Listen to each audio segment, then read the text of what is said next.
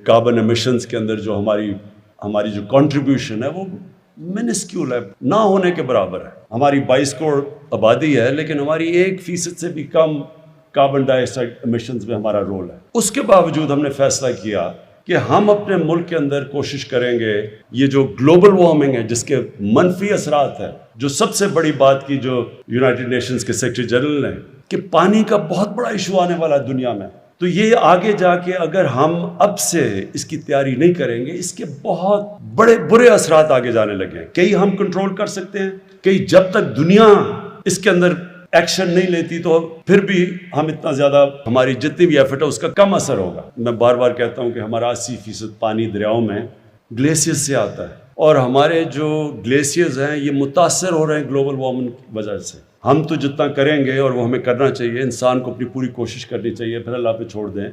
Corona virus का, ये Covid का एक जो फ़ायदा हुआ है वो ये कि दुनिया को एकदम एहसास हुआ है कि दुनिया इंटरडिपेंडेंट है। ये अब नहीं कर सकते कि मैं अपने बॉर्डर बंद कर दूं तो मैं बच जाऊंगा। कई चीज़ें ऐसी हैं जो बॉर्डर्स का ध्यान नहीं रखती, जिस तरह कोरोना वायरस थी, और ना ही ये ध्यान रखेगी जो ग्लोबल वार्मिंग है, इसके असरात सारी दुनिया पे पड़ेंगे। लेकिन उन मुल्कों के ऊपर जिनका पानी डिपेंड करता है ग्लेशियर्स के ऊपर, उनके ऊपर बहुत बुरा इसका इफेक्ट जाएगा, जिसमें पाकिस्तान तो एक मुल्क है। हिंदुस्तान जो सारा उनके हिमालय से जो उनके ग्लेशियर से पानी आता है, गैंजीज के अंदर, ब्रह्मपुत्र में, वो मुतासर होंगे। पहाड़ों के दूसरी तरफ किर्गिस्तान, तुर्कमेनिस्तान, ताजिकिस्तान, फिर नीचे उज़्बेकिस्तान, क्योंकि उनका भी उधर से पानी आता है ग्लेशियर से, वो सारा इलाका मुतासर होगा उसके साथ। अभी से जो ताजिकिस्तान के प्रेसिडेंट आए हुए थे वो बता रहे थे कि 1000 ग्लेशियर उनके पिघल चुके हैं। तो इसलिए ये बड़ा एक सीरियस इशू है।